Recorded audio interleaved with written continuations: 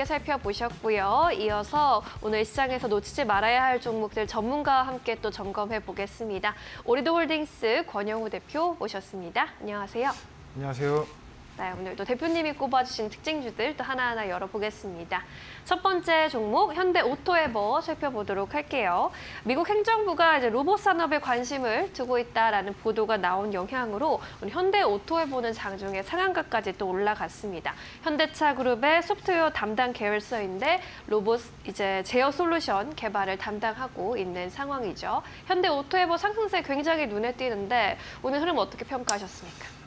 일단은 지금 시장을 주도하고 있는 섹터를 꼽아보자라고 한다면 이제 제약바이오, 그리고 로봇, 그리고 이제 반도체 이렇게 세 개의 섹터가 될 것 같은데요.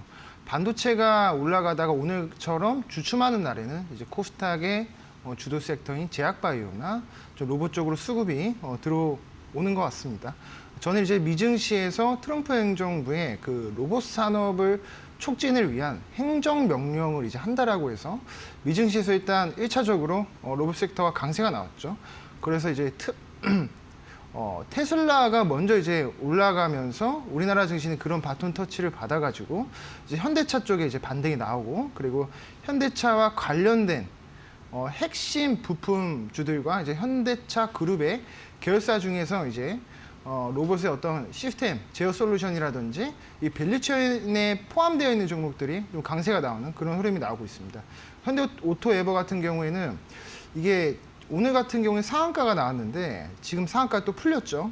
상한가 잔량이 한 뭐 5만 주에서 4만 주 정도면 굉장히 좀 약하다라는 겁니다. 그래서 지금 상따를 하시는 분들은 좀 주의를 하셔야 될 것 같고, 네. 상한가를 제대로 좀 말아 올리는지 좀 그런 부분들을 체크하시면 좋을 것 같고, 로봇 섹터는 이 완성차 기업은 더 이상 이제 자동차 기업이 아니라 로봇 섹터의 대장주로서 편입될 가능성이 높거든요. 실질적으로 지금 로봇 산업을 진짜 그 산업에 산업 현장에 투입을 해서 마진을 내려고 노력하는 기업이 어디냐? 그 현대차입니다. 보스턴 다이내믹스 인수해서 지금 아틀라스 프로젝트를 진행하고 있잖아요. 그런 부분들에 대한 모멘텀이 아직도 꺼지지 않았고 지금부터 이제 성장 궤도로 좀 도달할 것 같습니다. 그래서 현대오토에버를 지금 진입을 못 하셨다 하시는 분들은 제가 지난주에 이제 말씀드렸었던 현대무벡스라든지 이런 종목들, 보스턴 다이내믹스의 유통을 맡고 있는 클로봇이라든지 그러니까 이런 종목들을 공략해 보셔도 좀 좋을 것 같습니다. 그래서 요거는 지금 IT 산업 부분에서도 이 현대오토에버가 매출로도 지금 많이 나오고 있어요. 그래서 매출적으로도 괜찮고, 또 이제 수급으로 좀 보더라도 오늘 같은 경우에 이제 투신이라 외국인이 쌍끌이 매수세가 나오면서 고가에 있는 물량을 개인들이 이제 차익 실현하는 물량을 받아가고 있는 양상이 좀 나오고 있습니다. 자, 그래서 만약에 오늘 상한가를 좀 제대로 마감을 해서 내일 만약에 갭이 떴다라고 한다면 내일 정도에 또 차익 실현 매물이 나올 수 있거든요. 그랬을 때 그 후발주 현대오토에버가 지금 계속 대장으로 가는 게 아니라 오늘 보시면 LG전자라든지 LG전자 핵심 로봇 관련 기업인 로보티즈도 지금 상승이 나오고 있고, 좀 돌아가면서 지금 순환매로 대장을 하고 있기 때문에 아직 덜 오른 종목을 공략을 하시는 게 전 적합하다고 생각하고 있습니다. 그래서 무리해서 현대오토에버를 쫓아가는 게 아니라 무벡스, 현대무벡스라든지 보시면 이제 막 바닥에서 올라오는 종목들을 공략하는 게 안정성 측면에서 굉장히 적합하다, 이렇게 좀 말씀드리고 싶고, 클로봇도 지금 고가에서 매물을 지금 소화하고 있죠. 그럼 이 박스권을 만약에 돌파한다라고 했을 때 매물을 소화하면 추가 상승에 대한 가능성이 상당히 열려 있습니다. 그래서 이런 부분들 좀 체크하시면서 매매하시면 좀 좋을 것 같다, 이렇게 말씀드리겠습니다. 네, 현대오토에버 오늘 로봇주 상승을 그야말로 주도하고 있는데 로봇주 안에서 순환매가 나타나고 있기 때문에 다른 종목들도 함께 살펴보자라고 의견 주셨습니다. 자, 이렇게 첫 번째 특징주 짚어봤고요. 이어서 두 번째 특징주로 넘어가 보겠습니다. 네, 천일고속 살펴보도록 하겠습니다. 지난주 이제 이 시간에 나와주셨을 때 달리는 말에 한번 올라타 봐야 한다라고 강조를 해주셨는데 이번 주에도 보란 듯이 상한가 행진을 이어갔습니다. 그야말로 주가는 질주를 했고 이제는 대응 전략 어떻게 세워봐야겠습니까? 그렇죠. 이거 천일고속은 제가 지난주 언제죠? 11월 27일인가 28일에 그때 이제 달리는 말에 올라타봐야 된다 이렇게 네. 말씀드렸는데 지금 오늘 같은 경우에는 고가에서 거래량이 굉장히 많이 터졌습니다. 2,200억 정도 터졌기 때문에 차익 실현이 지금 많이 나왔어요. 이 종목을 지금 이렇게 외봉으로 한번 시세가 분출이 되고 끝나는 종목이 아니라 많이 눌렸다가 다시 갈 수 있는 종목이라고 거듭 강조를 드렸었는데 그게 왜 그러냐면 이게 테마가 단발성 테마인지 이게 꾸준히 가는 테마인지를 보려면 테마군이 형성됐는지를 체크를 해야 됩니다. 네. 천일고속만 가는 게 아니라 지금 그 후발주인 동양고속, 뭐죠? 한신공영, 그러니까 반포 그 고속터미널 근방에 다리라도 하나 걸쳐 있으면 지분을 다만 한 0.5%라도 뭐 가지고 있는 그런 종목들은 뭐 상한가가 계속 나오고 있잖아요. 이런 것들을 봤을 때 지금 테마군이 형성이 되고 있고 자금 좀 들어오고 있다. 이렇게 좀 말씀드리고 싶어서 이 테마군이 형성이 되어 있기 때문에 테마주들은 뭡니까? 기술주, 반도체 종목들, 그리고 2차 전지, 제약바이오, 로봇들이 조정이 나온다라고 했을 때 테마주로 이제 수급이 쏠리는 양상이 나타나고 있습니다. 그래서 기술주 조정 때는 이 천일고속 같은 이 반포 고속터미널 개발 관련주들을 주목해서 매매해 보시는 게 좋을 것 같고 천일고속 같은 경우에는 고속터미널 지분의 한 17%, 16% 조금 넘는 지분을 가지고 있는데 이게 그때 말씀드렸던 거는 지금 토지가 한 1,600억 정도 가치가 되고 있지만 이게 재개발이 되고 나서는 이게 수조 원대로 지금 평가를 받는다라고 지금 예측이 되고 있어요. 그렇기 때문에 지금 시가총액이 천일고속이 6천억 정도 나오고 있습니다. 그러니까 지분 가치만 땅값만 하더라도 이 회사보다 지금 덩치가 커지는 상황이 되고 있는 거죠. 그래서 이런 부분들에 대한 어떤 열기가 당장에 꺼지진 않을 것 같습니다. 또 이제 시장이 지금 약간 불안하잖아요. 네. 지금 뭐 미국에서는 금리 인하에 대한 지금 기대감, 그 확률이 한 87% 가까이 올랐지만 지금 12월 달 중순에 큰 이벤트가 하나 있습니다.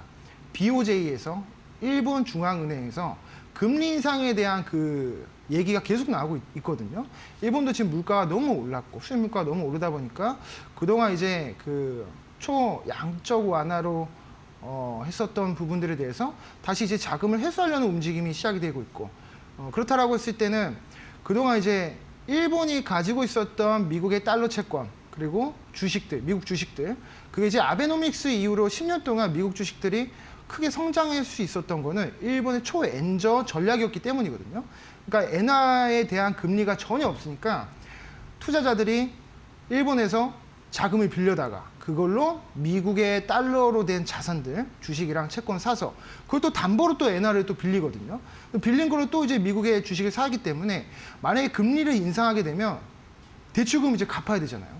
그러면 이제 미국 주식이랑 채권을 팔아가지고 일본에다가 갚아야 되는 거기 때문에 그런 부분에 대한 지금 시장의 어떤 리스크, 경계심이 좀 남아있다. 그렇게 말씀드리고 싶습니다. 그래서 시장이 약간 좀 조정이 충분히 날 수 있는 구간이기 때문에 네. 우리가 이런 테마주 장세가 다시 한번 좀 나타날 수 있고 천일고속 같은 경우에는 고가에서 한 마이너스 한 50% 정도 눌린다라고 했을 때 한 20만 원대 정도의 조정이 나온다. 그러면 이제 진입을 고려해 보셔야 됩니다. 지금 여기 상투에서 잡으시는 분들은 절대 그렇게 하셔서는 안 되고 이평선을 한 5일선 내지 11선을 깨뜨리고 나서 이 구간에서 행보하면서 바닥을 다졌을 때 그때 좀 진입을 하시는 게 가장 좋다라고 말씀드리고 싶고 뭐 수급적인 측면에서 봤을 때는 사실 개인들이 주도하고 있는 종목입니다. 테마주는 그렇죠. 외국인 기관이 들어오지 않죠. 그렇기 때문에 수급적으로는 크게 뭐 특이사항 같은 건 없는 것 같습니다. 그래서 천일고속은 우리가 좀 조정 시에 좀 큰 조정이 나왔을 때 바닥에서 진입을 해보면 좋을 것 같은 그런 종목이다. 이렇게 말씀드리겠습니다. 네, 주가가 아주 전례 없이 가파르게 오르면서 투자 위험 종목으로 지정이 되어 있기도 한 상황입니다. 테마주들이 움직일 때 볼 수 있는 포인트들이고 또 다시 좀 주가가 많이 빠진 다음에 접근하는 것이 좋겠다라고 이야기를 해주셨으니까요. 앞으로의 대응 전략 참고해 보셔야겠습니다. 자, 이렇게 두 개의 특징주들 정리를 해보겠고요. 이어서 오늘의 포착주로 넘어가 보도록 하겠습니다. 늘 좋은 종목 갖고 와 주시는데 오늘 어떤 종목 이야기해 주실 건가요? 네, 오늘은 로봇으로 가지고 왔습니다. 네. DIC라는 종목인데요. 현대차랑 기아의 매출 비중의 90%를 차지하고 있습니다. 50년 동안 이제 그 동력을 전달하는 감속기 쪽 핵심 부품을 생산하고 있는 기업이에요. 그래서 매출도 괜찮고 지금 최근에 현대차의 그 AI 스마트 팩토리를 국내에서 진행을 하고 있기 때문에 그런 부분들에 대한 수혜가 직접적으로 좀 기대가 되는 종목입니다. 지금 현대차가 진행하고 있는 아틀라스 프로젝트에 대해서 부품 공급이 논의가 되고 있어요. 지금 고가권을 지나고 있는데 돌아가면서 제가 대장주 된다라고 말씀드렸듯이 DIC도 충분히 대장이 될 수 있는 그런 종목이 될 거고요. 그리고 이제 테슬라 향에도 지금 감속기를 공급을 했죠. 그래서 직접적으로 지금 공급을 하고 있다 보니까 어떤 그 테슬라가 만약 주가가 오른다라고 했을 때 DIC도 같이 좀 따라가는 흐름이 충분히 나올 수 있고 현대차가 주가가 오르면 DIC도 동조화되면서 올라가는 흐름이 충분히 나오고 있습니다. 그래서 이제 휴머노이드, 우리가 이제 로봇이라고 하는 것은 이제 필연적으로 다가올 수밖에 없는 어떤 패러다임이 전환하는 지금 그 국면기에 맞이했기 때문에 DIC 같은 이런 부품주들은 계속적으로 관심을 가져보면 좋을 것 같고요.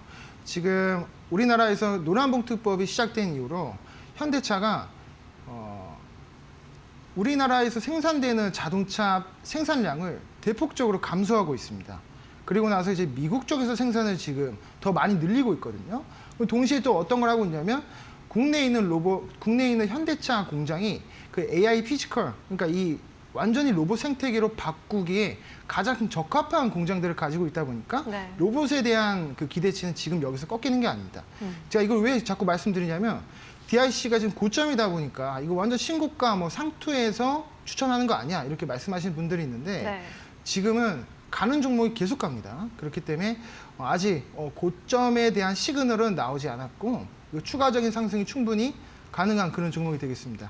수급적으로 좀 보면 외국인이 조금 팔고 기관이 오늘 투신 쪽에서 좀 들어왔고 좀 수급적으로도 특이사항은 좀 없다고 보여집니다. 그래서 오늘 제가 목표가를 12,000원으로 좀 타이트하게 잡아드릴 거고요. 손절가는 9,000원으로 제시해드리도록 하겠습니다. 네, 로봇주에 대해서 상방 계속 열려 있겠다라는 전망을 해주시면서 부품주 안에서 또 짚어주셨습니다. DIC 살펴봤고요. 목표가 15,000원까지 또 제시해 주셨습니다. 새로운 역사를 써 내려갈 수 있을지 함께 지켜보시죠. 자, 오늘 여기까지 이야기 듣겠습니다. 자세한 설명 고맙습니다. 감사합니다.